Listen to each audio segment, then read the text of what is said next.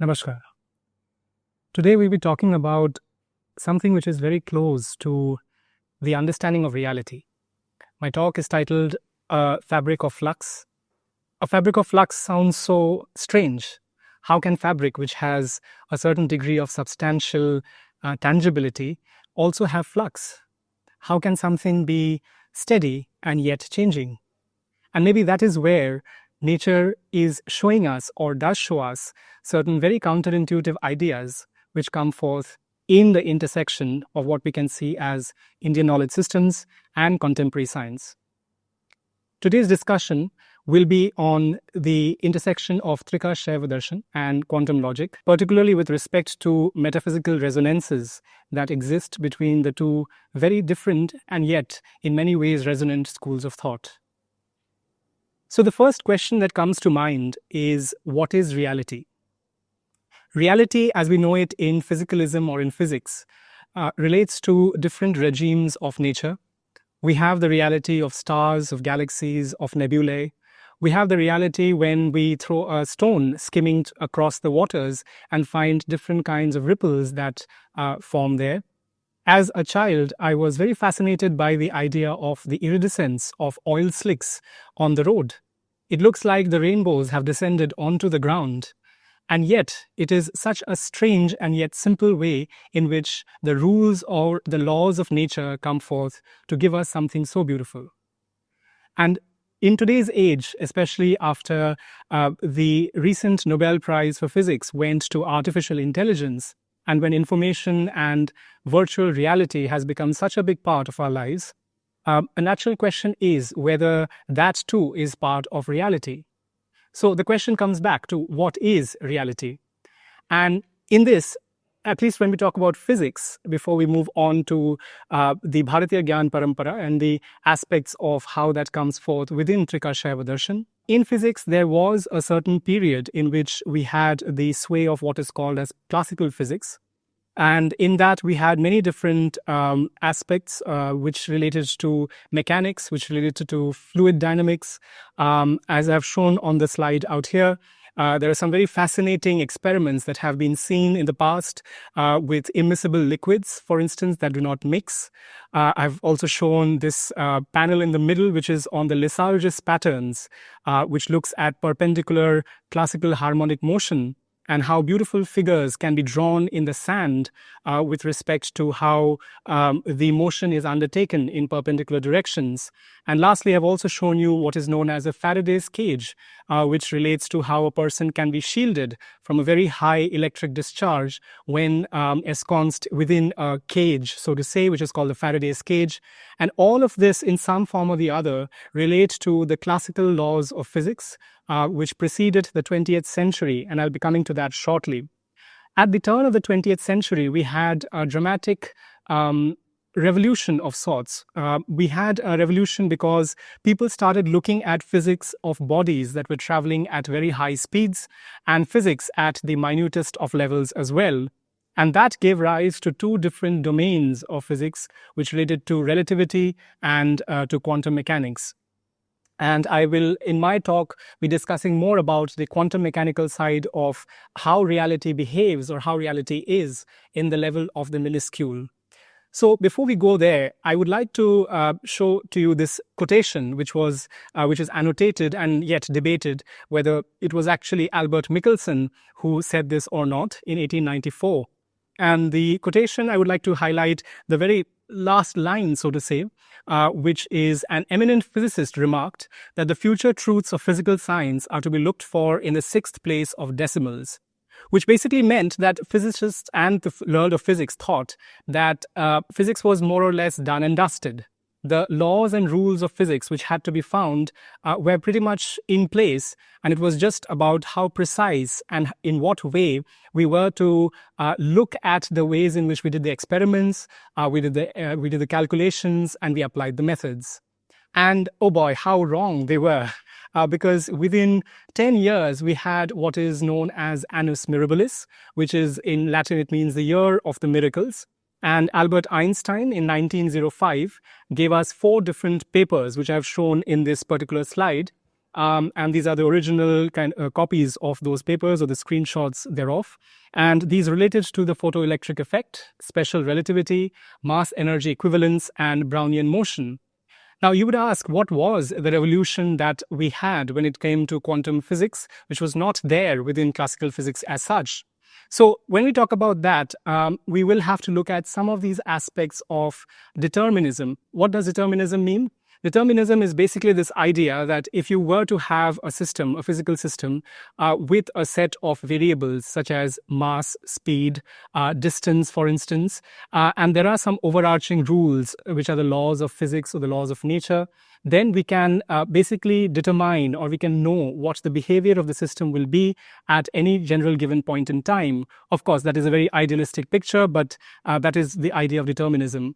And quantum mechanics basically changed that altogether, that it completely overhauled the way in which we saw nature, because it was seen that nature essentially is probabilistic. It has an element of chance as well, which Albert Einstein did not quite like. And I will be discussing about this later in my talk.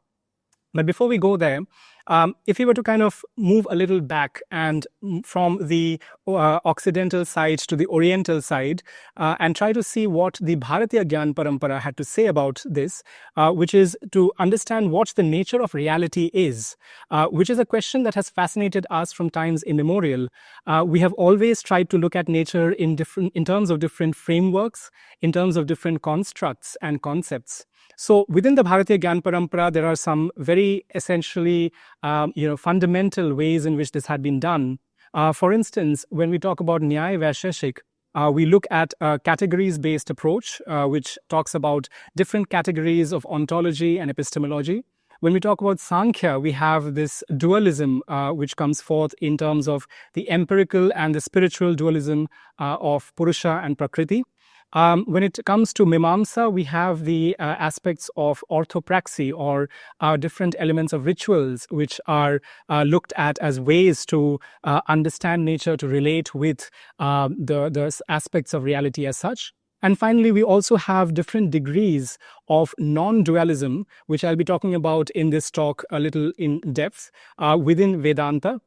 Especially with respect to different strands of Vedanta, such as Advaita Vedanta, Advaita Vedanta, Vishishta Advaita Vedanta, and so on and so forth. I have shown you some of these texts, which are fundamental texts of some of these traditions, particularly the Vaisheshik Sutra, the Sankhya Karika, and the Brahma Sutra, which relate to the Vaisheshik school of thought, Sankhya, as well as to Vedanta, so to say. Now, when we talk about the nature of reality, there is a certain element of how do we define systems in this reality. And that is where the question of the subject and the object comes into the picture. How do we define a certain individual system? How do we define what is the boundary between the system and the environment? And how do we define the relation of something known as a subject within classical philosophy, and object, which is the material or the entity that is being looked at or witnessed or observed by the subject, so to say?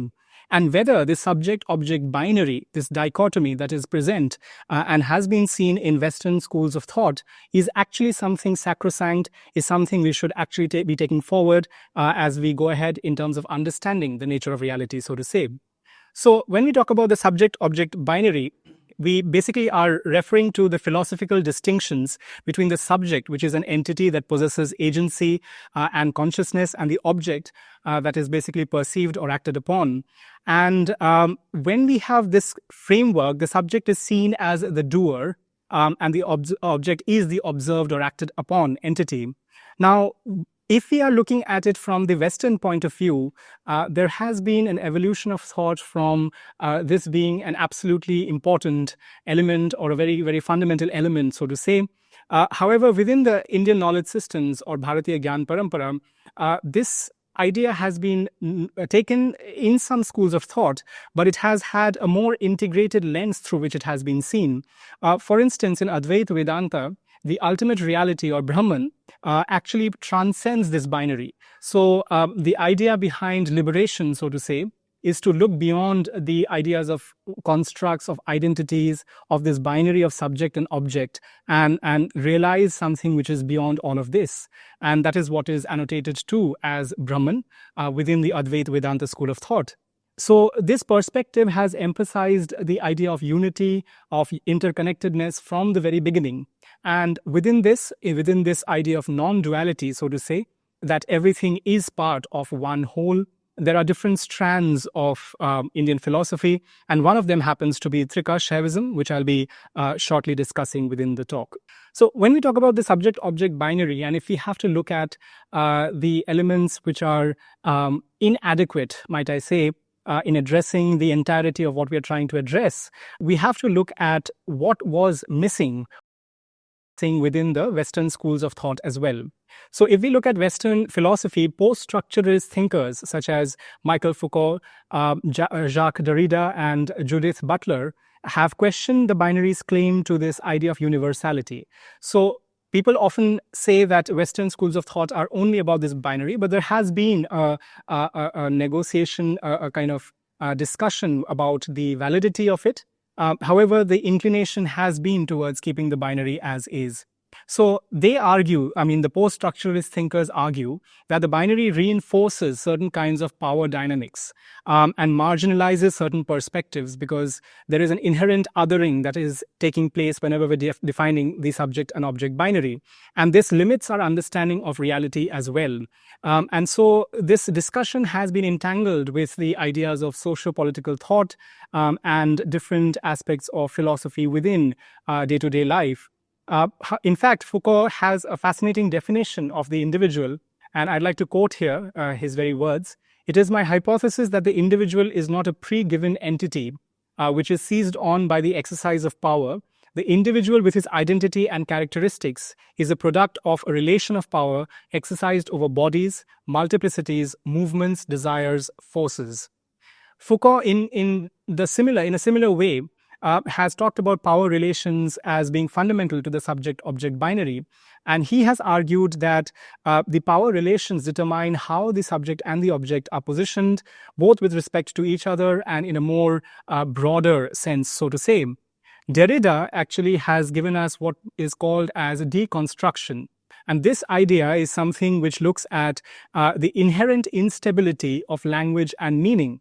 So when we talk about a certain kind of object and we are defining the characteristics of that individual object, he says that the context in which we are defining it is extremely important. He famously said, and I again quote, talking about his theory of deconstruction, "That is what deconstruction is made of, not the mixture, but the tension between memory, fidelity, the preservation of something that has been given to us, and at the same time heterogeneity, something absolutely new and a break." So there is a very classical example, a very simple example, which talks about a vehicle, for instance, and the idea that the vehicle is different from, let's say, a bus or a cycle is not only related to the structural aspect of it. So if you get a picture of a vehicle, you can, of course, annotate it with respect to the structural aspect, so to say, but it also has a certain functional, a certain contextual meaning, which shows us that language basically looks at this in a very fluidic manner. There is a certain context in which it has brought forth, and there are no static definitions, so to say. And that is a very important aspect of the post-structuralist thinkers that comes forth within the discussion of subject-object binary. Now, if we go forward, then we have this idea of John Searle's institutional facts, which is very close to what Derrida has said here with respect to, again, the context in which we define a certain system of knowledge or a system of perceiving and accepting certain elements in society. So he talks about that which is ontologically subjective and epistemologically objective. To illustrate this, I would like to give a simple example, which is to do with a score on a cricket scorecard, right? We know that the scorecard usually has different elements such as the total number of runs, the wickets, and different, buys and so on and so forth. And the idea is that although these are all what is called as brute facts, these are numbers in themselves, and they relate to objective things happening on the ground, but the way in which they are perceived, the way in which they are accepted, is based on the institutionalization of the rules, of the ways we talk about cricket and the cricketing terminology, so to say. And we cannot decontextualize one without the other. And so this very recent movement towards this contextual way of thinking is something that within the Bhartiya Gyan Parampara we have had from quite some time. And that is what is of importance as we go forward. Before I move on to the Bhartiya Gyan Parampara, I would like to highlight one last dichotomy that exists between when we talk about subject-object binary in the Western thought, which is to do with empiricism and rationalism. So empiricism had various proponents like John Locke, David Hume, who emphasized the role of senses for acquiring knowledge. And empiricists argued that the knowledge of the world is derived from direct observations and experience of objects. The rationalists, on the other hand, said that there was only reason, right, or rationale, as it is called, being important for the acquisition of knowledge. And rationalists included René Descartes and Immanuel Kant. And so when we talk about, if I were to give an example, I've shown this on this slide out here. If we see a person kicking a football or a person using a racket to smash a tennis ball, empiricist would say that I know what the manner of the response of the ball would be because of the previous memory of how it had reacted in other such situations. Whereas a rationalist would say that I do not quite need to know that or do not have to have that memory, and purely by the power of my reason can tell you exactly what the response of the ball should be as such, right? So for a rationalist, for instance, René Descartes famously said, and I'll quote here, I suppose therefore that all things I see are illusions. I believe that nothing has ever existed of everything my lying memory tells me. I think I have no senses. I believe that body, shape, extension, motion, location are functions. What is there then that can be taken as true? Perhaps only this thing, that nothing at all is certain, right? So the idea is that the idea of the rationale, the idea of the reasoning, right, is taken to be so important that everything else, at least in Descartes, this particular quotation is looked at as illusory, right? So which is a very fascinating way in which he has taken forth this idea. Now, I'll like to shift a little from the Western school of thought, and I have already highlighted what are the deficiencies or what are the ways in which this looks at a certain one-sided picture of how we define the subject-object binary. And there are many caveats, there are many loopholes that come into the picture when we talk about this demarcation of where the subject is and where the object is. And so in this, one of the ways to resolve this would be to look at the Bhartiya Gyan Parampara. And particularly also with respect to the idea of quantum logic, we are looking at the intersection of Trika Shaiva Darshan, might I remind you, and quantum logic in this talk. So I would like to firstly begin with the quantum theory. So I've already mentioned that the revolution that happened in physics in the early 20th century placed the importance of observation out there. Besides the probabilistic aspect, which is that there is an element of chance that comes into when we talk about physical systems, there is also the element of observation, which is very important. So the way in which we can think about it is like this, that if we were to think about a system that is evolving in space and time, there is a possibility of a number of states that it can have. For instance, if you were to talk about spins of the system, which is often spoken of in particle physics, it could have a multiplicity of possible spins till the point that an observation is undertaken, and then you have a very specific value of that parameter of that variable which you determine as such, right? So the act of observation is what is taking me from a probabilistic point of view to a more deterministic one, right? Where I'm kind of able to understand what the value of that particular parameter is. So Stephen Hawking, for instance, qualified this further when he said in one of his recent books, The Grand Design, that quantum physics tells us that no matter how thorough our observation of the present, the unobserved past, like the future, is indefinite and exists only as a spectrum of possibilities, the universe, according to quantum physics, has no single past or history, which is a very fascinating thing because we always think about our personal histories or the histories of anyone's context in a very definite manner, right? So what he's saying is that maybe there is no one single past, no one history. The fact that the past takes no definite form means that observation you make on a system in the present affects its past as well, which is a very counterintuitive idea. How can something in the present affect the past, right? So there are these blurred lines between how we define the movement of different systems and how there is a participatory aspect to it, right? Everything in the universe is participating within the co-evolution. I won't call it an evolution, but a co-evolution of all the systems that are out there in the universe. In this context, I would briefly like to mention this school of thought, which is to do with sign theory. Signs are basically things that you use to interpret different kinds of elements, different ideas within the Indian or within the context of what you're trying to perceive. And sign theory in the Indian context has a special meaning because the idea of interpretation is very important within the Bhartiya Gyan Parampara and especially within Trika Shaiva as well. So when we talk about the modern sign theory, Charles Peirce gave us this idea of a triad. A triad is basically three different aspects of a reality. The triad is in a general case an interpretant, which is basically what you are trying to interpret or the understanding or the meaning derived from the sign. The representamen, which is the sign itself. The sign is something which gives you a key or a way to interpret something that you're seeing out there. And the object, which is what the sign is referring to. So in Peirce's framework, a sign is representing something and can be represented or understood in many different ways. And as you know very well that within the Bhartiya Gyan Parampara, this is something which has been spoken of within the different substrands of the traditions of knowledge systems, especially with respect to Shaiva Darshan as well. And we'll be coming to that shortly. And this idea of the was taken forward by different scholars such as Mario de Amato, Klaus Euler, and Jacques Derrida as well. And especially de Amato spoke about how this is in contrast with Buddhist semiotics, basically talking about this particular text that I've mentioned out here, the Mahayana Sutra Alamkara, and which seeks that either there is a perfect realization or there is a complete cessation of semiosis. There is no sign interpretation aspect absolutely whatsoever.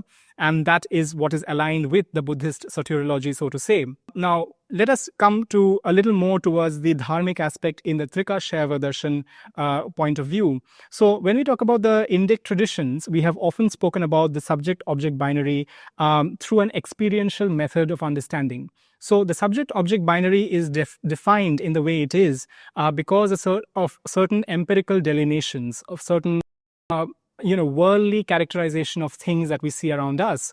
But especially when we talk about Trika Shaivad or we talk about Advaita Vedanta, there is a certain element of integrative experiential understanding, a certain way in which we see the unity that we have with that which we are perceiving. So that is a very important aspect that I would like to highlight out here. In the Srimad Bhagavad Gita, for instance, we have this understanding that mechanical practice is not as good as, let's say, knowledge, and knowledge is not as good as, let's say, meditation, which is a direct way of looking at the things that we're trying to understand and having an experiential way to do that, not just in terms of the intellectual or the religious side of it, so to say. So here they say that Shreyo hi jnanabhyasya jnana dhyanam visheshyate, right? So which is basically this idea that something which is better than mechanical practice is knowledge, and that which is better than knowledge is meditation, right? And this idea of how we look at the subject-object binary is further nuanced by the understanding of the Jain philosophy, which also looks at anekantavad, which is one of the fundamental premises of Jain philosophy. And the most famous example or illustration of this is that of the elephant and the blind men, which I think a parable that many of us have heard as children. So the idea here is that if there are a number of blind men and they have access to an elephant and they are touching some part of the elephant and interpreting what an elephant actually is, they will have very different understandings of the elephant. So one person, if he's looking at the trunk, may call it a snake, let's say, something like a snake. Person looking at the side of the elephant will talk of it as a wall, potentially. And somebody touching the feet would look at it as a pillar, let's say, right? So all of them in their own ways are having access to some degree of that reality, which is of the elephant, but they're interpreting it in many different ways, right? So the element of diverse perspectives is something which is very, very integral to the way in which we have looked at the subject-object binary in the Bhartiya Gyan Parampara. So now specifically coming to Trika Shaiva Darshan, and before I move on to the subject-object binary from the Trika Shaiva Darshan, I would like to highlight that Trika Shaivism in general is a very advanced and a very nuanced and comprehensive way of looking at the world. And the reason I'm talking about the subject-object binary here is to slowly introduce this idea of dualism, which is that there are these boundaries that exist in the universe as we perceive it. There are ways in which the subject and object are not seen as part of one, right? And there are certain fundamental problems when we look at the universe in that way, right? And this realization has been there from times immemorial, in the ancient times as well, which led to a very systematic manner of, perceiving or conceptualizing the non-dualism that we talk about. And within that, the Trika Shaiva Darshan obviously is a very important element, so to say. Today, when we talk about Kashmir, we talk about many different elements of politics, of civilizational strife in some ways as well, but more recently in terms of integration. But what we often forget is that Kashmir has been and had been a bastion of Bhartiya Gyan Parampara, of the various different aspects of knowledge that exist out there. So coming back to the subject-object binary from the Trika Shaiva Darshan, the Shiva Sutra kind of talks about the awareness of pure consciousness, and that awareness is what dissolves all conditionings and the constraints that exist. And so the subject represents the pure consciousness or the divine essence, while the object is symbolizing the external world and the manifestations thereof. So, for instance, there is this very famous aphorism, Tadara Rupa Pramitesh Takshaya Jiva Sangshaya, right, which is basically looking at how you look at the unity of consciousness and how it dissolves all the conditionings and constraints. Trika Shaiva also talks about the illusion of duality, right? It says that when we talk about being separate from the external reality, this perceived separation basically fosters attachment, fosters desires, fosters suffering as well, right? You may all be familiar with Bodh Darshan, right? Bodh Parampara, where we talk about the suffering being because of attachments. But within the Trika Shaiva Darshan as well, and within the Shiva Sutra, various other texts, such as the Kshatrima Shatatva Sandoha, which is a significant text by Amritanandanatha, there is this element of how this perceived separation is a root cause of attachment, desire, and suffering. So, for instance, in this shloka, Yad Yamunuttaram Murtina Jetsha Khalimidam Jagat Snushtum Paspande Saspandaha Prathama Shiva Tattva Machyute Tagyai. Right? So in this, what they Anutara is basically the idea that the highest reality can be represented with the aspect of free will or one's own will, basically. And this first vibration, as I have mentioned out here, represents the essence of Shiva, right? So you see in this shloka, there is this aspect of Shiva Tattva Muchyate, right? And so that is what is being referred to. And this non-dualistic perspective is what makes the subject and object inseparable, right? So this whole idea of separability, which we have been talking about in the Western context, no longer exists, cannot exist when we talk about this particular idea or this particular strand of thought. And so that is the way in which the Trika Shaiva philosopher wants to transcend the dualistic perception, so to say. The Spandakarika, I have mentioned a shlok here, which talks about a person's agitation is only kind of, transgress or transcended, rather, not transgress, but transcended when we talk about the realization of the supreme state of consciousness, right? So you have this shloka here, Nija Shuddha Samarthasya Kartaveshwa Bilashina Yada Shobha Pralyate Tadas Syat Paramam Padam, right? So in this we are talking about Nija Shuddhya, right? Nija Shuddhya Samarthasya Kartavye Veshwa Bhilashina, right? So there are many different aspects of a person's agitation, right? And there is a Shuddhi, or this aspect of purification that comes about when we do not have the realization, so to say, of the ultimate reality or the supreme state of consciousness. And that is what is being spoken about in the Spandakarika out here. Going forward, this concept of how we seize this idea of separation, right? How we stop this distinction in appearance being so supreme is what is again spoken about in the Shiva Sutra. And I would like to spend a little time on this particular shlok, or this particular section of the shlok rather, which is talking about how the dissolution of perceived differences can actually lead to inherent creative powers or creativity, right, coming to the fore. So this is something which we see also within modern scientific context, right? When we are looking at the element of correlations, right? Correlative aspects of nature have been seen to be very important in places like condensed matter physics, in places like quantum mechanics as well. And this idea of correlations giving rise to something more, right, in terms of an emergent phenomena, an emergent reality, is something we often talk about in modern science. So in this particular shlok, we see Bheda Tiraskare, which means that if you do not agree or align with the idea of this perceived difference, Sarganta karma tattvam, right? So Bheda Tiraskare, Sargantar karma tattvam, right? So that there is a certain element of how the dissolution of perceived differences can allow for the enlightened seeker of Shiva to realize their inherent creative power, right? So when we're talking about the individual in this context, we're talking about a more spiritual aspect of looking at the individual. We're talking about what is known as a jiva, right? The individual soul, which is established through the matrika shaktis, right? There is a certain element of cosmic energies or the divine powers that exist. And it's very interesting that the term which you see is matrika shakti, right? Which is the way in which we talk about the different cosmic energies. And these energies can be in terms of bahya means external faculties, right? They can also be in terms of antahakarana, right? Antahakarana means the internal faculties that exist, right? So, for instance, in Abhinav Gupta's teachings, we often see this idea of antahakarana, right? And how we look at the purification of the antahakarana, the movement towards the ultimate reality of consciousness itself.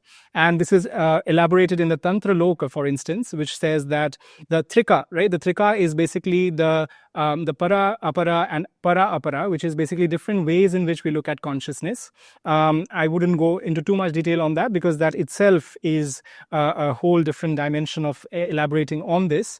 But this process known as unconditioned emanation, which Abhinav Gupta talks about, describes how the entire universe is basically a reflection of the supreme reality that we see out there, right? So, for instance, here it says, Tathanta stha paramarsha bhedena vastuta strikam anutare chon shakhyam yato vishvam vimarshanam, right? So here, if you look at some of the words here, which is to do with anuttare, right? Anuttare again goes back to the idea of anuttara, right? Vishvam vimarshanam, right? Vishvam vimarshanam, and also the idea of stha paramarsha bhedena, right?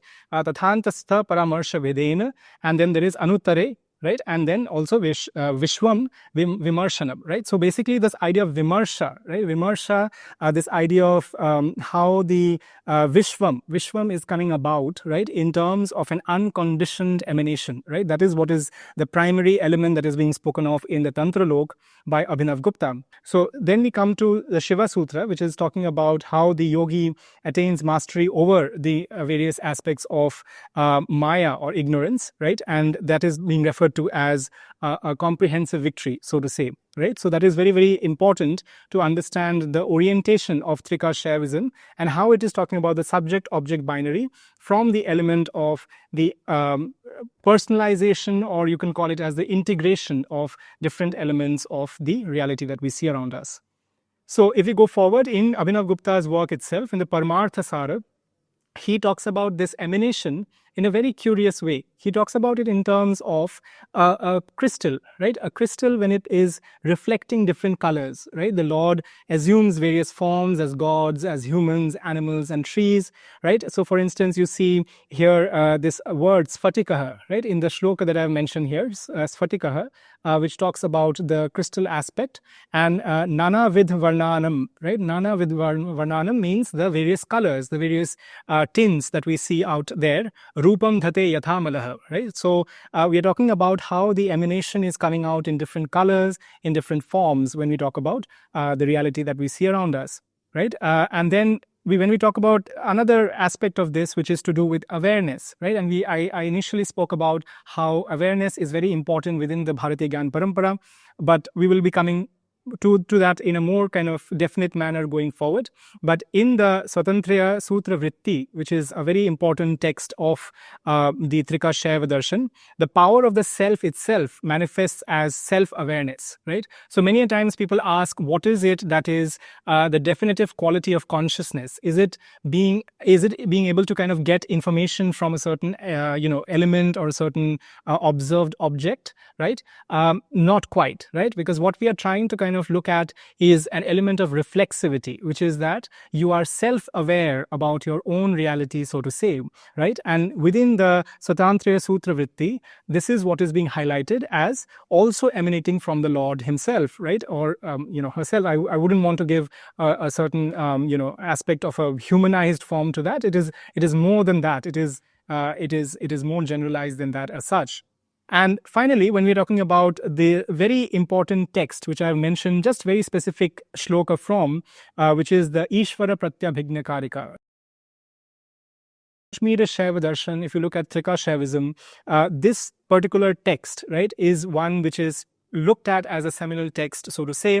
And here we are talking about there being very distinct and clear perception involving the unity through a singular perceiver, right? So there is a element of interconnectedness, right? The way we look at the universe is supposed to be established through one's own self.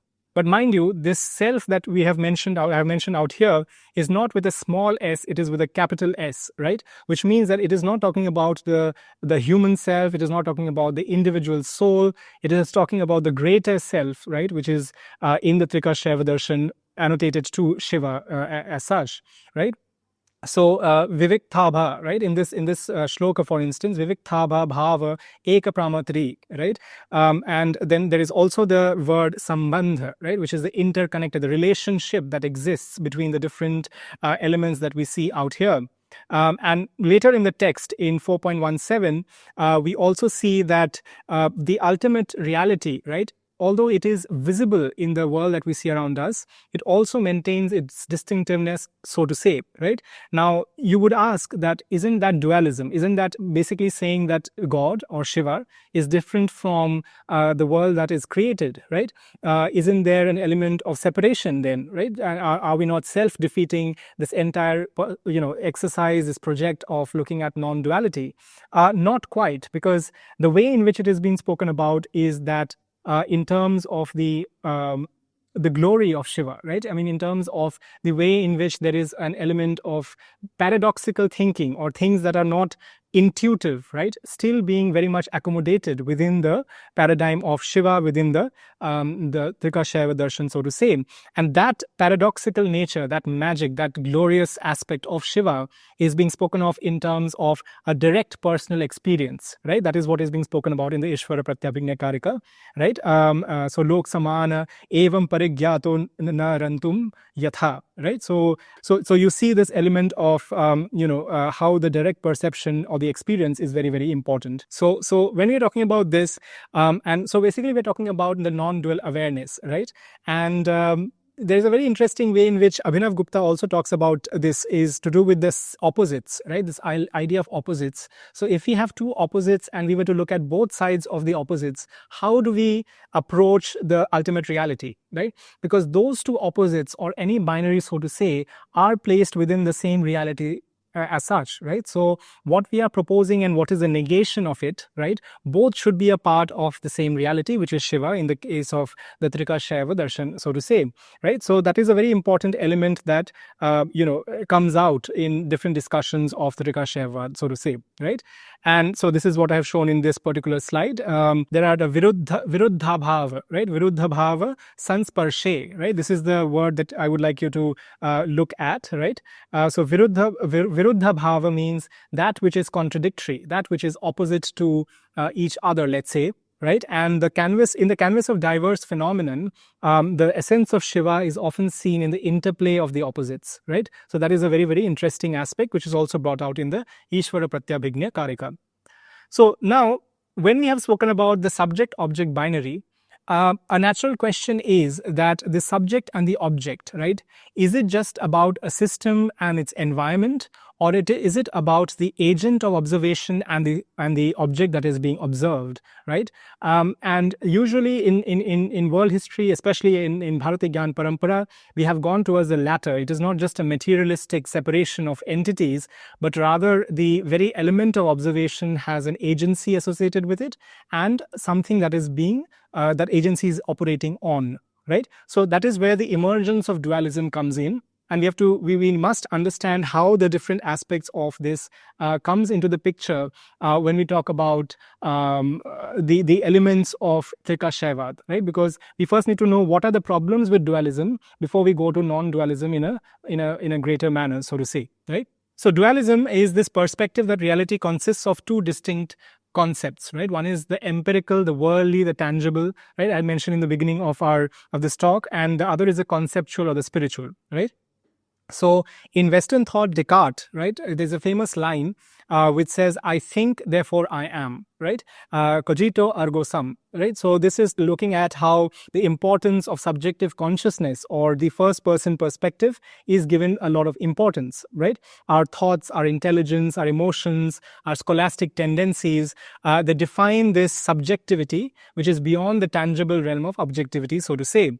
However, there are many times when we have different experiences, subjective experiences, and which are often technically referred to as qualia, right, which represent very unique personal sensations or ways of perceiving or accepting reality, right? For instance, the taste of chocolate, right, or the feeling of pain, right?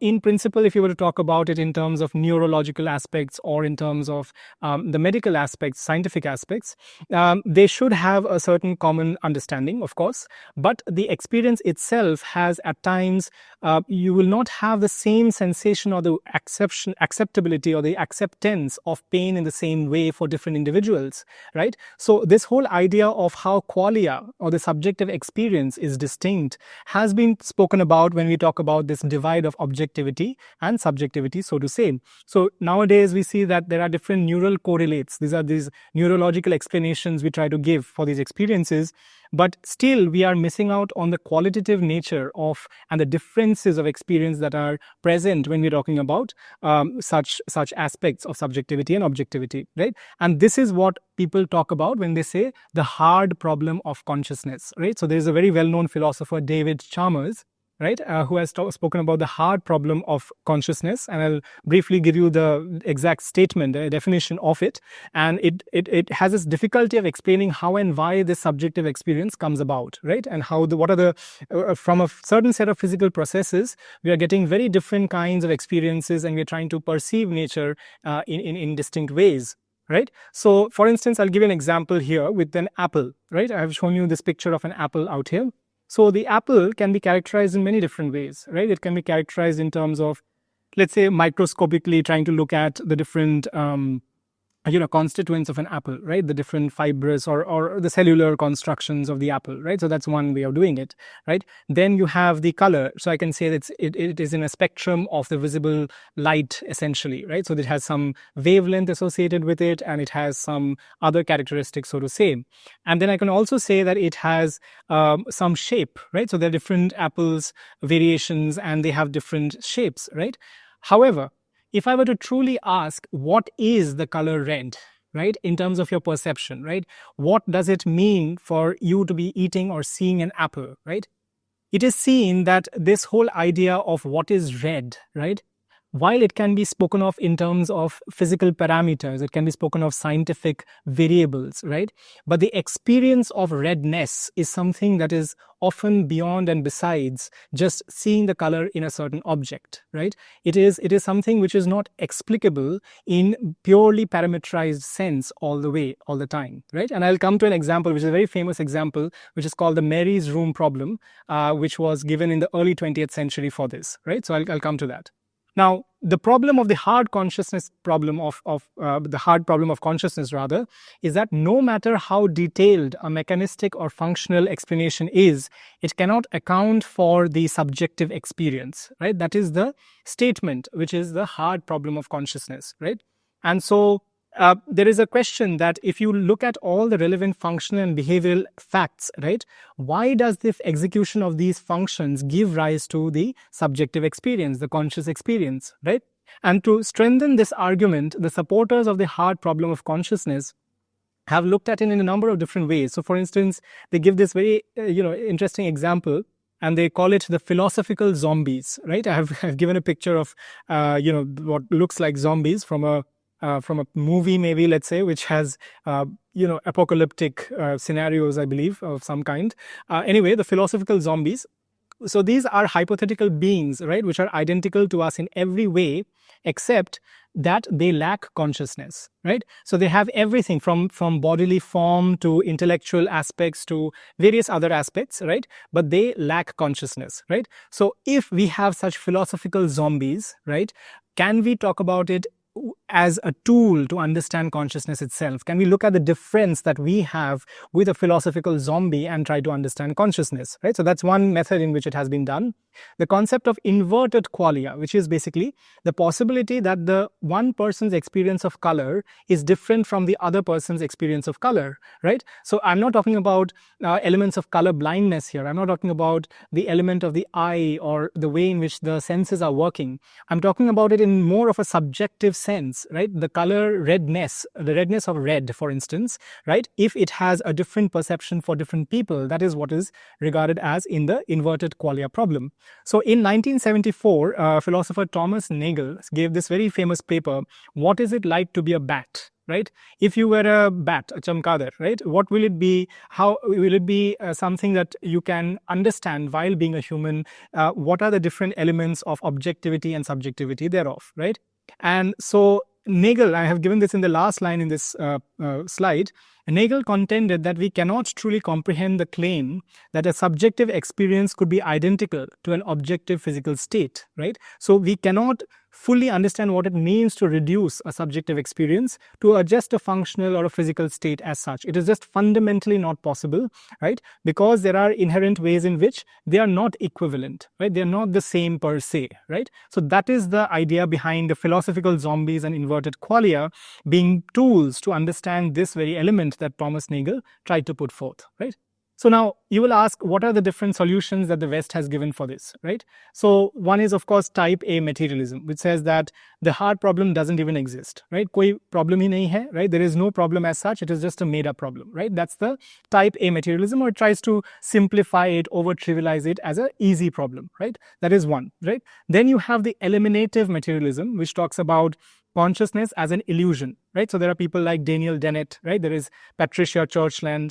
And so this is also being opposed by Chalmers and others using Moorean arguments. We won't go into too much on that, but in terms of this just being an illusion as such, right? Then you have three very specific theories that have been given recently. One is to do with the neural correlates of consciousness, which looks at the nerves, the neural systems, and how they explain consciousness in terms of the connections, right, which exist within the neural structuring of a human being, right? And in that, basically what we're trying to do is we're trying to reduce this idea of qualia, of the idea of consciousness, to a basic substratum, right, of nervous systems and the functionality, the functioning of that, right, and trying to explain it in terms of that.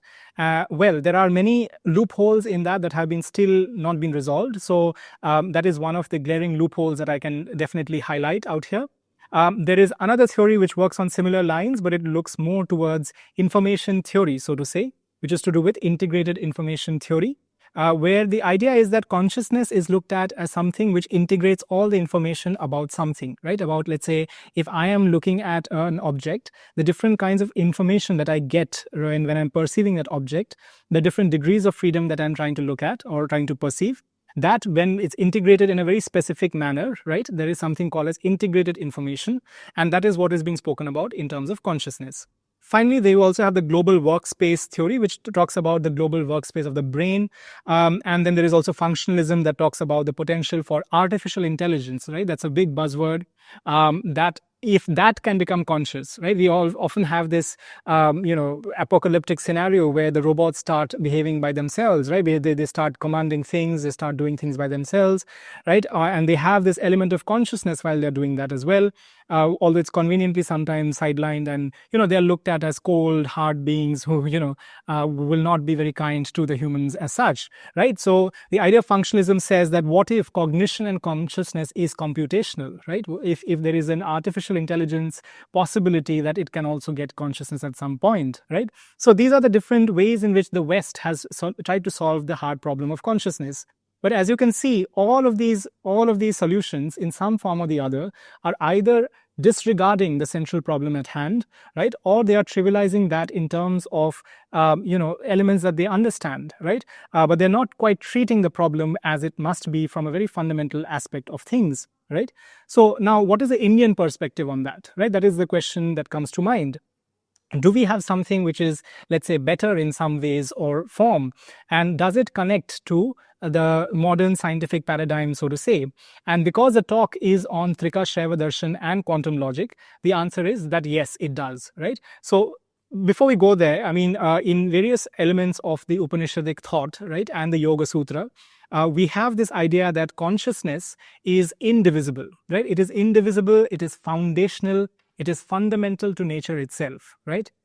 In Advaita Vedanta, Atman, right? Atman, which is equated to Brahman, which we spoke of earlier, is identified as pure consciousness, right? Sankhya looks at consciousness in terms of the dualism, right? Purusha, Prakriti, right? Purusha is the conceptual, the spiritual aspect of it, and Prakriti is, of course, the more empirical, the worldly side of things. And so consciousness actually is looked at as many. In Sankhya, if you look at classical Sankhya system, the Purusha has a multiplicity. It is not just one, right? Like in the Advaitin thought, so to say.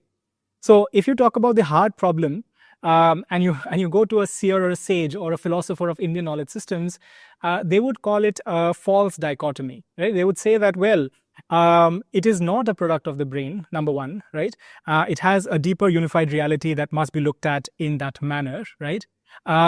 And the scientist would probably retort back saying that, what is your premise of saying that, right? Because what is very important to understand here is that the conceptual is not always translated into the worldly sense, right? There is sometimes an element of distinction, so to say. It is not always measurable, right, in parametrized form all the way, right? So in the Shiva Strotavali, for instance, there is this idea of na dhyato na japataha, right? So for instance, it says that can be understood through the meditation or the practice of japa, for instance, and swadhyasya vividha purvakam, right?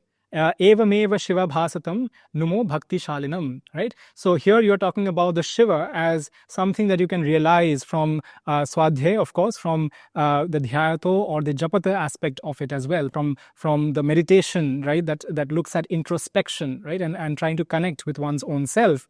Then you have philosophers such as Nagarjuna, right, who talks about consciousness as empty of inherent existence. And he looks at consciousness from a more via negativa approach, which is basically the idea that what it is not, right? What it is not, or in Bhartiya Gyan Parampara, we talk about neti neti, right? What it is not this, right? And when we have negated all that it is not, right, we probably end up with what it actually is, right? So there is this element of how we go about it in a logical manner, which is very fascinating in itself.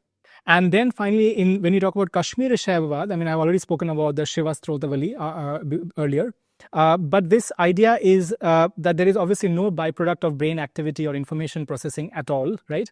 And it is basically in the non-dual Shiva, right? The non-dual reality of Shiva, which comes out manifesting through Shakti, right? The energy aspect of Shakti, and that transcends the empirical methods and yet gives rise to what we see around us, right? So this has been mentioned in the Ishwarapratnavijnakarika as well, right? It's a very, I'll just highlight some of the terms that are out there. Kartari Gyatari, right? Kartari Gyatari, which is basically that it is transcending some of these aspects of, doability or knowability, so to say, and yet is kind of undertaking the agency or undertaking those activities as well, right, in the manifestation that we see around us, right? And then nishedham va siddhim va vidita kaha, right? So in this, we are looking at the different ways in which the attainments, or the ways in which the spiritual realization is seen as a method to access that ultimate reality, so to say, right? So this is a very important aspect which comes out in the Ishwarapratnavijnakarika. Okay. Now, you may ask me, what about those very fascinating ideas of the philosophical zombies and inverted qualia? Do our texts, right, talk about that? The answer is yes, in a way, but not quite in the language that is being spoken of by the Western philosophers, right? And so in Advaita, Nyaya, and Buddhist philosophies, we recognize that these experiences, right, can vary widely, shaped by mental constructs, by the idea of Maya, for instance, within Vedanta, and also with karmic conditioning, right? So when you have karmic conditioning, that looks at how these different inverted qualia comes about in the different individuals, right? So Vasu Bandhu's Abhidharma Kosha, for instance, talks about how perception is shaped by individual karma, right, and the mental impressions leading to the variations of experience, so to say, right? Within Trika Shaiva, you have the idea of malla, and the idea of vasana, right? Vasana are these latent impressions, right, which can change or which can alter the way in which we perceive the reality, so to say. So in this very important text, which is called Pratyabhignya Hridayam by Shemaraja, we have this idea of how the universe is diverse, because this differentiation between objects can be known, and the subjects who experience this have adopted to each other, right? So this is a very important element where we talk about the differentiation being emergent and adaptive in a way, and relational in its reality, right? So, and if you look at a little more on how this is expanded further, there is a whole system of, elements, or tattvas as we call it. There are 36 tattvas, which talk about how consciousness descends from the pure consciousness of Shiva to the material world of the Prithvi, right? Prithvi, and the way in which we understand the higher levels is with the Shuddha Tattva, right? Which is the pure Shuddha Vidya, which is the pure knowledge that we understand, and also with respect to self-reflective awareness, or Vimarsha, right? Which is also very, very important, so to say, right? So all of these, in a way, talk about entities that may be having lower tattvas, right, and which in a sense could be spoken of as philosophical zombies, right? So the idea that the reflexivity or the consciousness element comes forth is often with respect to the higher tattvas, right? So those that don't have it, right, can be spoken of in terms of a philosophical zombie, so to say, right? Not that we are wanting to use their constructs for understanding anything as such, right? But just to kind of highlight that this has been spoken about within the different Bhartiya Gyan Parampara traditions, right? Now I come to a very, very interesting experiment, right? A thought experiment, which is called the knowledge argument, or the Mary's room problem, right? This has been given by Frank Jackson in the early 20th century. So let's say there is Mary, right, who is a scientist, right? And she is a scientist in a black and white world, right? So the world is completely black and white. There is no color in this world, right? However, she has been given some physical ideas or facts, right, about colors, right? So I say that, well, the green color and the red color has some wavelength, right? And it is present in some places, some entities or objects, right? But she's not seeing any of it. She's just reading it. She's just kind of has access to those facts, right? And suddenly she comes upon a color for the first time, right? She actually sees, let's say, a red color, right? Now, the question is, her knowing about it beforehand and her experiencing it for the first time, is there a fundamental difference between the two, right?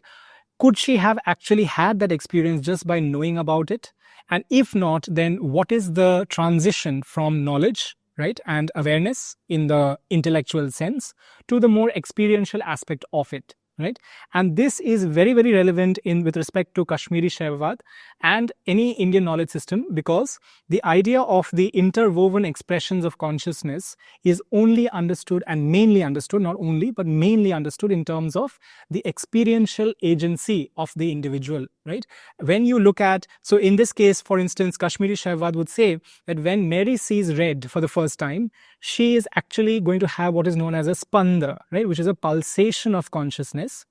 And the idea of red, or the experience of red, is there very much within Shiva, within the fundamental reality.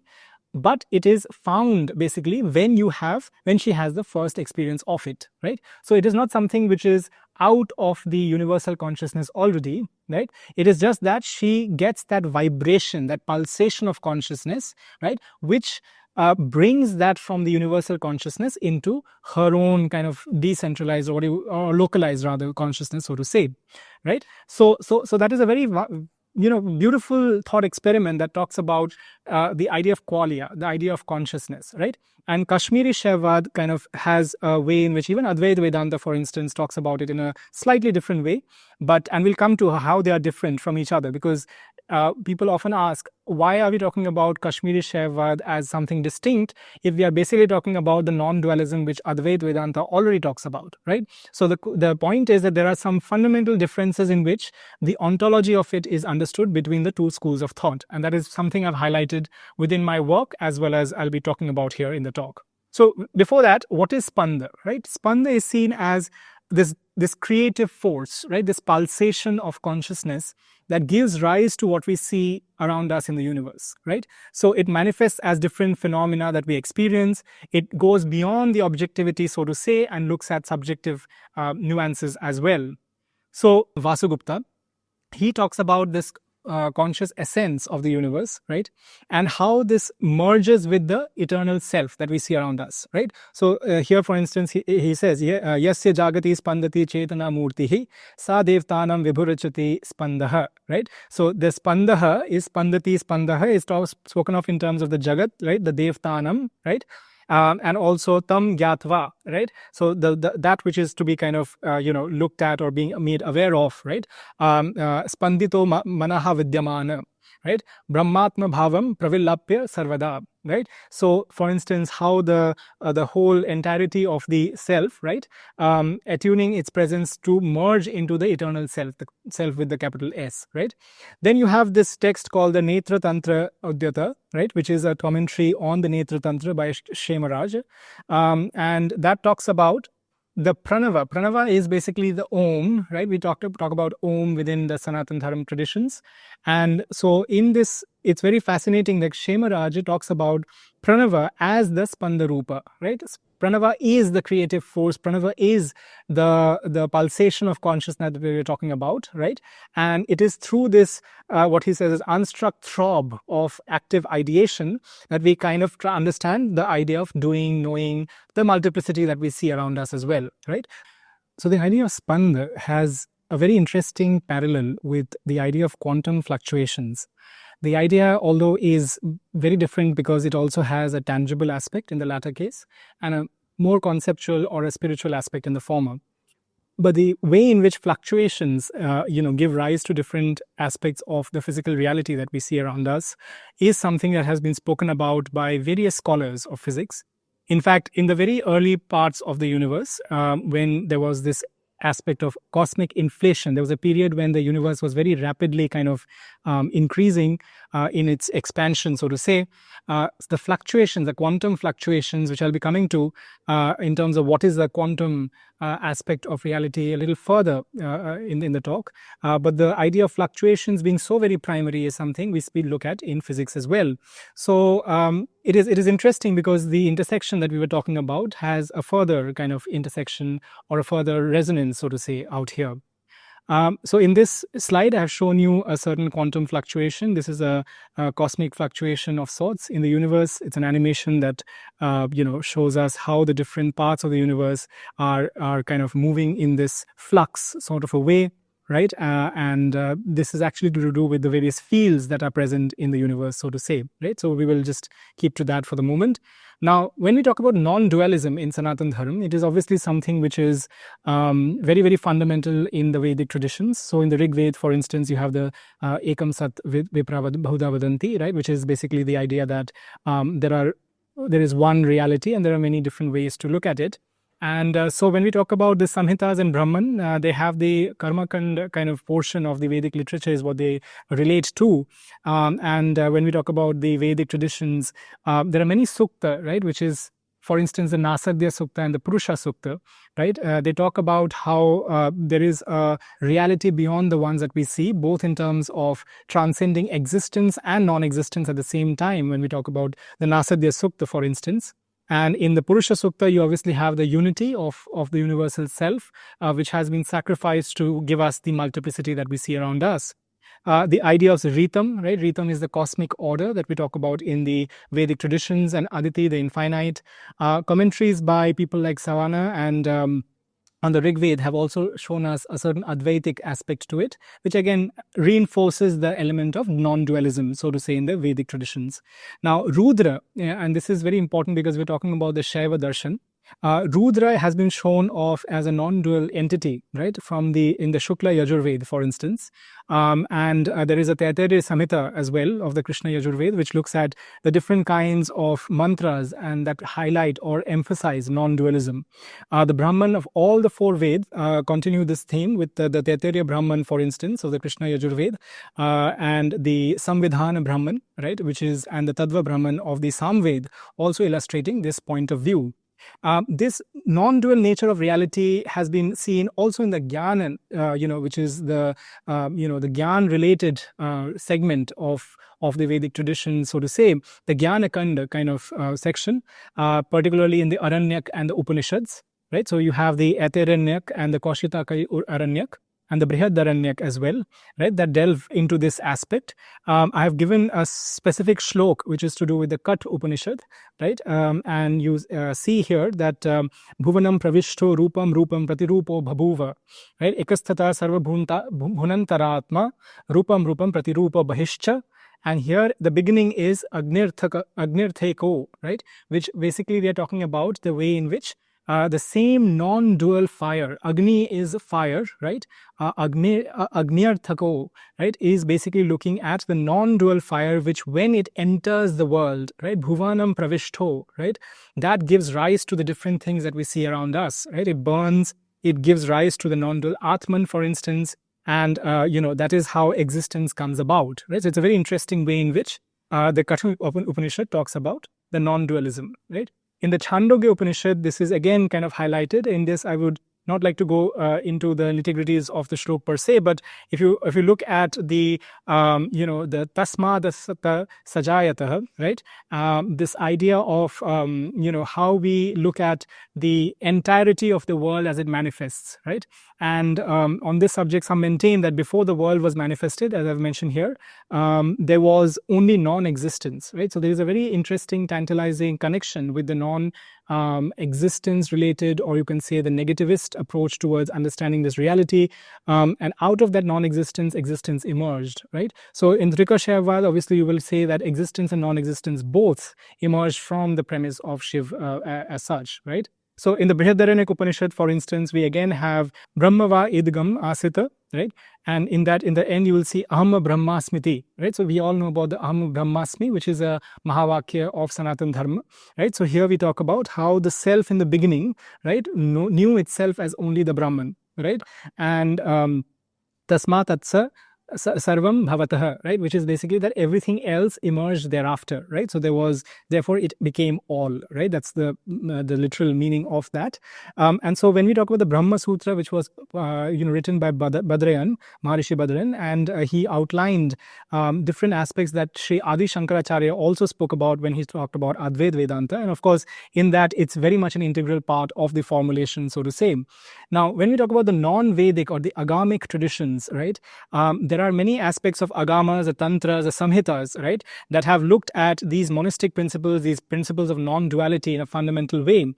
So, for instance, the Pachara Tragama, right, which is a Vaishnava text, presents Shakti, right, identified with Shri, with Lakshmi, with Parvati, Padma, right, as the female sentient principle, right, which looks at how it connects with the ultimate reality, the Brahman, so to say, and there is a kind of connectivity, right? There is a relationship that is being explored in these texts, so to say, right?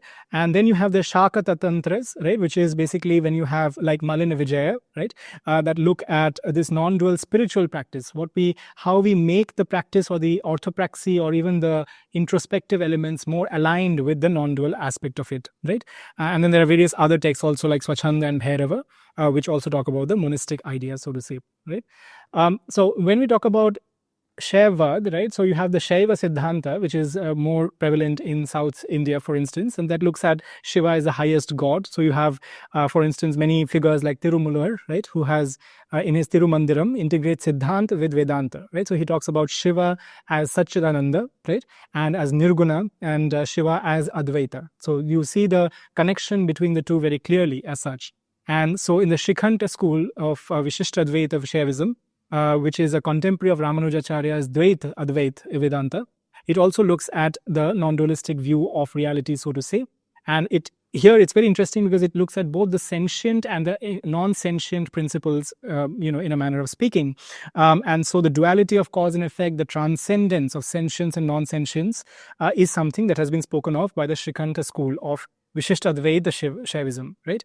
And so Maharishi Shrikant, or Acharya Shrikant, as we would rightly call him, in his Brahma Mimamsa Bhashya, right, he speaks about the of Shiva as a creator of the Ved, right, and the Agama both, right. So there's an integrative aspect to it, and then there is Shripati's Visheshadvaita, right, that also emphasizes the non-duality between Jeev and Shiva, so to say, right. So that is an important aspect, and it does this through the integration of Shakti and Shiva, right. So there is a very logical way in which it is done with the integration of Shakti and Shiva, and then going forward to feeding into the integration of the individual soul and the ultimate reality, right. And so Shripati, Shrikara Bhashya, these are various texts which look at the individual experiences and how that connects to Shiva, to the ultimate reality, so to say.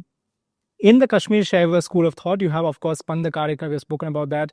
We've spoken about the Pratyabhijna school, and I'll be briefly highlighting what Pratyabhijna means in this context. So many exponents and proponents like Somananda, Utpalacharya, Abhinav Gupta, they have all spoken about it in great detail. And so the non-dual aspect of it comes out with the element of Pratyabhijna, right? Pratyabhijna is basically when you recognize your fundamental self, right? And you recognize the unity that you share with all that is there in the universe, right? So Pratyabhijna is a direct realization of yourself as Shiva. And this is a very kind of profound and inclusive spiritual philosophy, of course, because it goes beyond the elements of identities, it goes beyond any constructs, it goes even beyond the conceptual framework, so to say, right? So there are many such texts which obviously, again, Swachanda Bhairava Tirumandiram, and Pratyabhijna. Pratyabhijna, of course, is the school of thought. So there's Ishwarapratnavijnakarika and Pratyabhijna Hridayam, right? And various other texts on that front which look at this non-dualistic vision more, right? So Pratyabhijna itself, right, is, as I said, the recognition of the fundamental reality. And this is basically seen as Paramashiva, right? The ultimate kind of supreme reality, so to say. And the connection between the microcosm, the individual, and the macrocosm, the universal, right? And how there is a harmony between them, how there is an interconnectedness between that, again, transcends the duality of subject and object, right? In a very, very natural way, so to say, right? That is being spoken about. So most of these proponents have had very specific contributions in this larger tradition. Of course, Somananda, looked at founding the Shaiva Dvaita, right, which is and defended the monastic ideas which had been propounded within Vedanta, for instance, but with a slightly different idea of what the ontology truly meant, right? Then Utpal Dev, for instance, he systematized this in a greater way, and also highlighted that we have an inherent divine nature to ourselves, right, which has to be looked at, which is what Pratyabhijna, the recognition aspect, looks at in greater detail. And Abhinav Gupta, of course, enough can't be said about all that he has done in this, entire school of thought, with aesthetics, with poetics, with Tantra Shastra, with his writing, so to say. And in the Tantra Lok, for instance, he gives a comprehensive system, right, of the dynamics of human experience, of, how we relate to the divine reality, so to say, right? And then Shemaraja, who was his disciple, also transmitted the same knowledge with his, or similar, not same, of course, there was a development of some aspects, in a more sophisticated manner in the Pratyabhijna Hridayam and the Spanda Sanduha, right? So these are the various people, the proponents who have worked on, highlighting how this all came about. And most of this was centered around Kashmir, right, the land of Maharishi Kashyap, and therefore the name Kashmir Shaivism, right? That's why it has historically been called as Kashmir Shaivism. Now, a natural question that all of you will have, and which I had briefly referred to in the past, is how is Kashmir Shaivism different from Advaita Vedanta, right? What is the difference of the non-dual reality we are talking about? So the idea here is that the Pratyabhijna school of thought, right, looks at the power of the infinite, the supreme reality, with the interactions with the divine power of Shakti, right? And there is a certain multiplicity that we see around us in the universe is part of the Leela, the conscious play of Shiva, right? So that is how they present it. And so there is an essential separation of sorts, and yet there is a unification, right? So there's a paradoxical aspect where there is both a separation and a unification, so to say.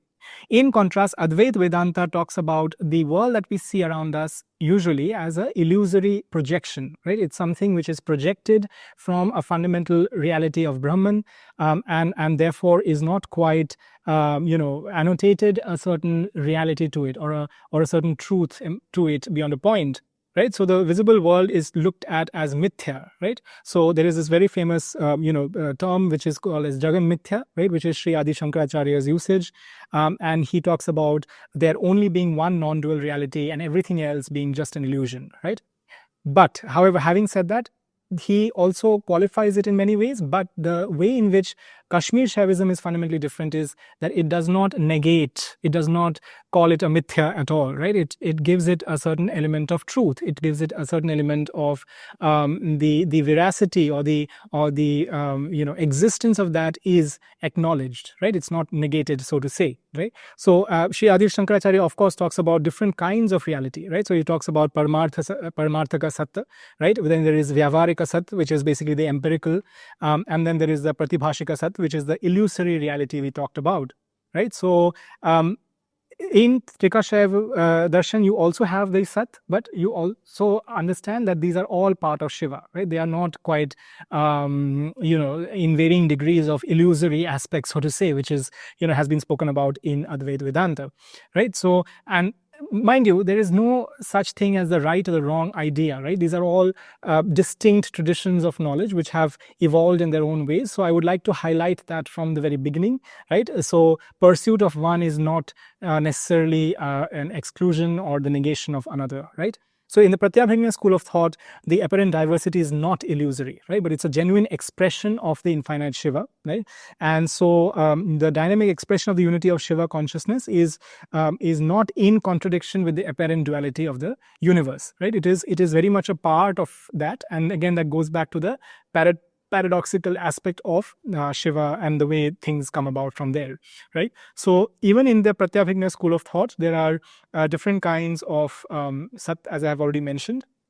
Abhinav Gupta acknowledged that there are different stages of reality, right? He did not kind of ignore or say that, you don't have multiple levels of existence of perception, right? But he also said that the distinctions, right, it do relate to Maya, right? Do relate to ignorance, do relate to a certain illusory aspect, but that itself is very much a part of Shiva as well, right? So that is the critical kind of difference between the two schools of thought, right? And so Pratyabhijna usually, otherwise, and if you look at how the elements come about from Vedanta and Pratyabhijna, that comes from the Sankhya school of thought, right, where there are 23 different kinds of objects as per Utpalacharya, and arising from Prakriti, including 13 cognitive and motor organs and 10 elements as well, right? And so there are many texts, like for instance, which have spoken about the way in which the tanmatras, right, which has been spoken of in other traditions as well, the subtler elements of nature come about and give rise to the grosser elements, right? One important thing which I mentioned at the very end is that Advaita does not treat ahankar as a separate substance, right? It is integrated with buddhi and manas, for instance, buddhi and then the manas, the mind element of sorts, and therefore this is a very important distinction which it has from the Sankhya school of thought, and by derivation with the Trika Shaiva Darshan as well, right? So to concisely put it, I mean, basically Abhasavad is the idea that Trika Shaivism puts forward, that is, there is a certain experience, there is a certain abhasa, right, which the Shiva basically it's placed within Shiva, right, and that gives rise to the external manifestations, right? Abhinav Gupta and Utpalacharya have both mentioned that the internal consciousness of Shiva transforms into the external world with his free will, right, with his own free will, with his own volition. And on the other hand, in Advaita Vedanta, we have the idea of Vivarta, right, Vivartavad, right? Vivarta is basically the idea that the effect pre-exists in the cause, right? And the universe is an illusory superimposition on the fundamental premise of Brahman, Right, that's the key idea that Vivartavad talks about. Right, so in that way, the way in which Abhasavad and Vivartavad are the fundamental distinctions, right, the line of distinction between Trika Shaiva and Advaita Vedanta. Right, so that is what I have highlighted in this particular slide. Right, which is that the conceptual and the physicalist reality is given a certain truth and not given a certain truth in Kashmiri Shaivad and Advaita Vedanta, respectively. So now quickly coming to the idea of the quantum realm. We have been talking about the quantum realm, or at least I have said that we will speak about the intersections thereof. So the quantum revolution, so to say, had shown us that nature itself has a probabilistic aspect. There is a possibility of superposition, the multiplicity of states being present for a certain system, and the idea that measurements of a system define how the reality evolves going forward. Quantum field theory kind of took it even further, integrating quantum mechanics and special relativity. I will not go into the technicalities of that all that much, but the idea was that particles were themselves seen as excitations of underlying fields in the universe, right, which are universally placed. And today we are at the level where we're talking about the standard model of physics, and that looks at the different forces of nature, the different material particles as well, under one solid, framework, so to say, the conceptual framework. And one of the major kind of discoveries of related to that, of course, was the Higgs boson, right? All of you must have come across the God particle, as it is called, right? And how particles acquire mass using the Higgs field, so to say. So all of that comes under the standard model, so to say, right? But in all of this, right, there is an important point of discussion, which is that some of these are empirical, some of these are tangible, right? And some are purely conceptual, right? Some are purely mathematical, for instance, right? And where do we draw the line? How do we negotiate this division, this duality, right? So for instance, in string theory, we talk about string theory in popular science talks. Right? String theory is not, some of the elements of string theory have not been proven empirically. They have not been proven in experiments, right? But all in all, it is one of the most comprehensive theories of physics today, right? It explains most of the things that we see around us and the forces and the particles and so on and so forth. So do we accept that as a reality, right? Do we accept that as a consistent theory that can explain the universe, right? That is the key question, right? So for instance, Roger Penrose, who received the Nobel Prize quite recently, talks about how the superposition works out, right? We appear to find that the quantum level world actually behaves in this unfamiliar and mysterious way. Those are his words. And superpositions constitute an important part of the actual construction of our micro world, so to say. Right. So, and at the end, he says, the descriptions are perfectly clear cut and they provide us with a micro world that evolves according to a description that is indeed mathematically precise and moreover completely deterministic. Right. So, very interesting way in which the superposition that we have been speaking about, the way in which a certain system can have a number of different states at the same time, is being spoken about by Roger Penrose. Right. Now, moving forward. So the question is that in the quantum world, we have something called as a wave function, right? The wave function is a way to describe the various nuances of a quantum system. Mathematically, it is what is called as a complex valued function. I mean, we won't go into too much detail on that. And that gives information about the different variables of the system, right? So for instance, the position of the system, the momentum of the system, other physical properties as well. And so the square of the absolute value of the wave function is spoken of as the probability of finding a system having a certain state, right? So that's the mathematical kind of definition of sorts. However, there has been a fundamental a question which has remained within the schools of quantum physics, which is that, is this wave function that we are talking about, right? Is it just a function? Is it just a mathematical and conceptual reality? Or does it have an actual empirical reality to it as well? Is it an actual thing or is it just in the mathematical space, right? So that is something where we have two schools of thought, the psi-ontic school of thought, which talks about wave functions as an actual thing, right? And there are people like David Deutsch, the Bohmian mechanics school of thought. They all talk about this. And then there is a school of thought, which is a psi-epistemic school of thought, which talks about people like Bas van Frassen, for instance. They talk about how this wave function is just a tool to describe the reality, right? They just describe the system. It doesn't have its independent physical existence, so to say, right? So that is a very interesting kind of area of thought, wave function reality, because this again relates to the idea whether what we are seeing around us is illusory, right? Or various aspects of it are illusory, or do they have a real aspect to it or not, right? So this discussion that we had spoken about in terms of Advaita Vedanta, Kashmiri Shaiva Darshan, and now we are talking about in terms of the quantum side of things as well. So this slide, I would just briefly like to kind of highlight that Albert Einstein was, of course, not very happy with quantum mechanics in many ways.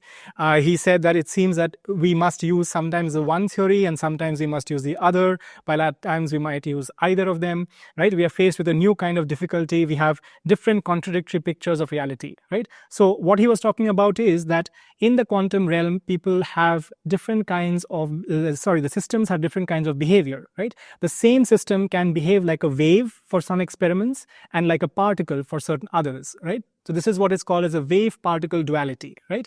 And there are many people who had spoken about this, Louis de Broglie, for instance, and Paul Dirac, and so on and so forth. So this, along with some of these other, so one more thing which was very different was, of course, that the parameters, the variables that a system had could only take certain discrete level values, right? It could not take a continuous level value, so to say. There was obviously the element of superposition that we had already spoken about.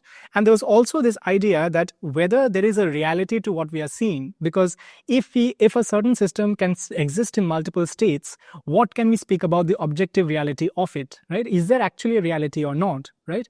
And the last part, which was very interesting in the quantum realm, was non-locality, right?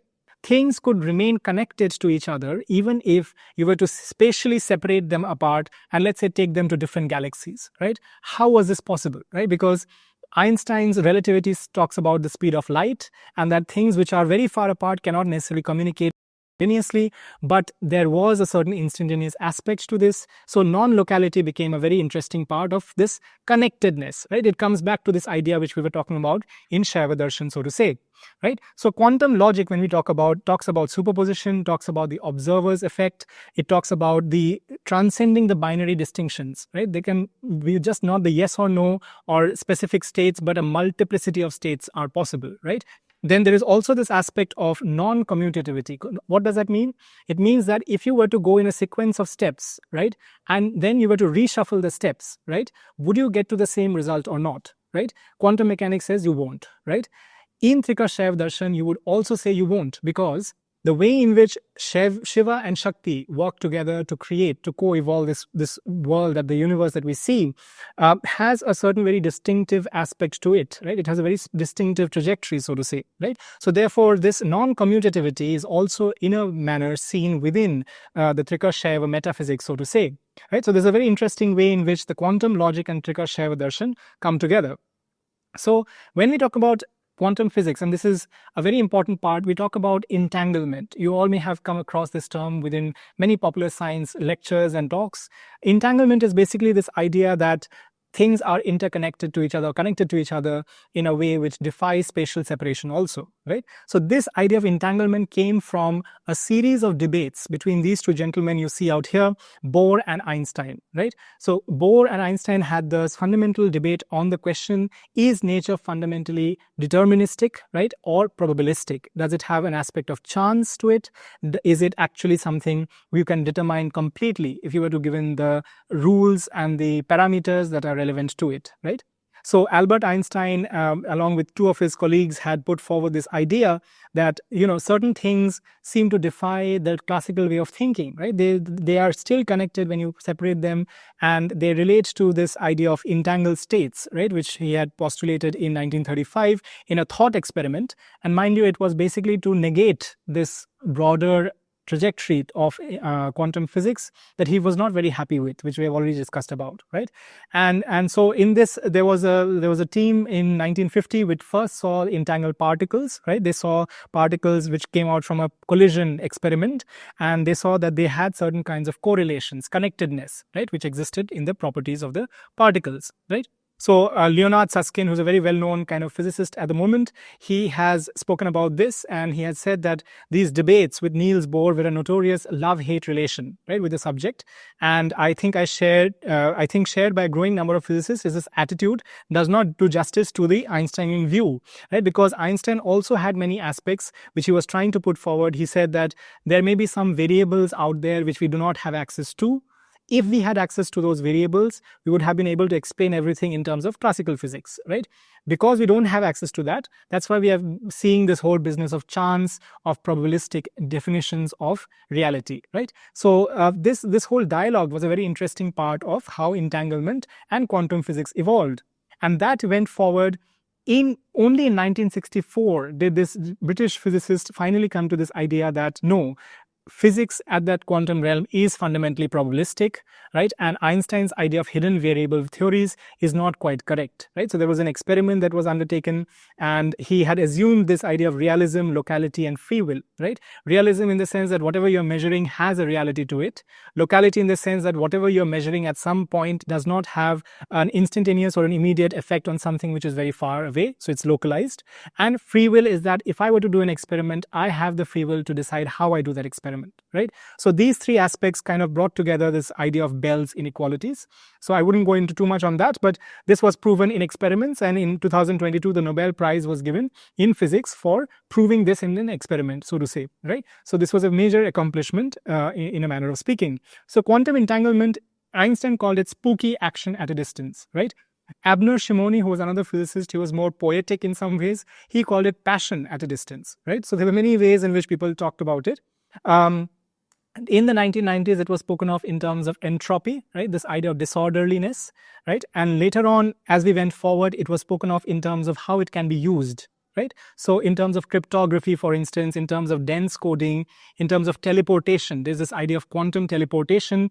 And so the definition of entanglement is that we cannot speak of a collection of particles in terms of the individual particle states. We have always should be talking about the global state, the composite state as one, right? So it cannot be spoken of in terms of reductionist approaches. That's the idea, right? So I have given a small image of the entanglement experiment. This is the first real-time imaging of entanglement, and I hope you can have a look at this, which gives you an idea about how entanglement is generated. So you see here different light specks. These light specks on the two sides, the two big collection of lights that you see, there are two different light particles which are complementary. There are sets of two, right, which impinge the screen, and they are entangled in their properties, right? So this is one of the experiments which was done in Vienna in Austria that showed us entanglement. So entanglement can be manipulated, can be used for broadcasting purposes. It can be used for different kinds of measurements and applications in protocols, in quantum information, for instance, right? So I've given some of these, the ways in which it has been used. But we won't be kind of looking into that all that much, because that relates more to the application side of it. Whereas in this talk, I would like to keep to the fundamental aspect of entanglement. So finally, I mean, this question of non-absolutism, right? I mean, when we talk about the metaphysics of quantum logic, right? This idea is that non-absolutism means that reality is multifaceted and context dependent, right? So there is a contextual aspect to it.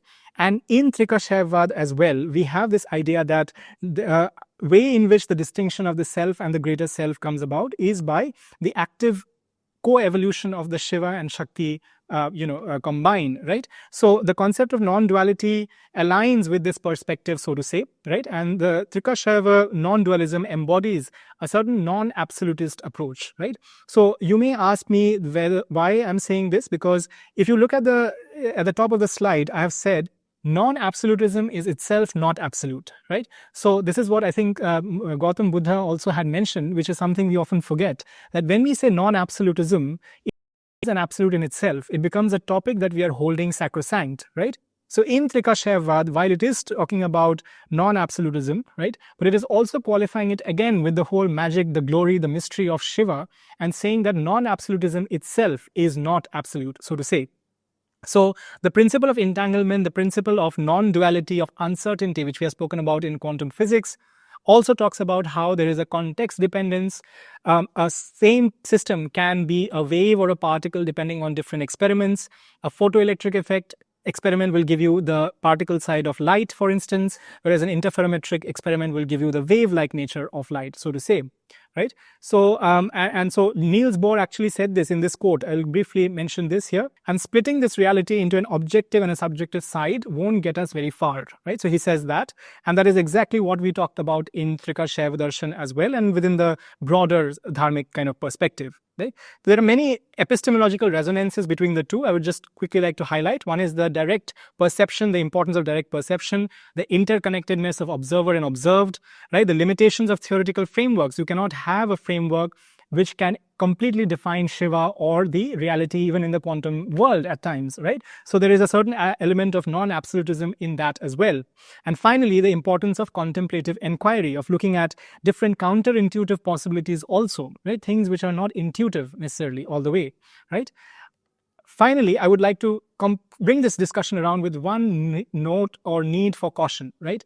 Whenever we bring together such areas of work, right, we are always joining the dots, sometimes in a naive manner, right? So we have to be very careful while comparing these systems of thought, these traditions, because there are some contextual differences in how they originated and how they developed, number one.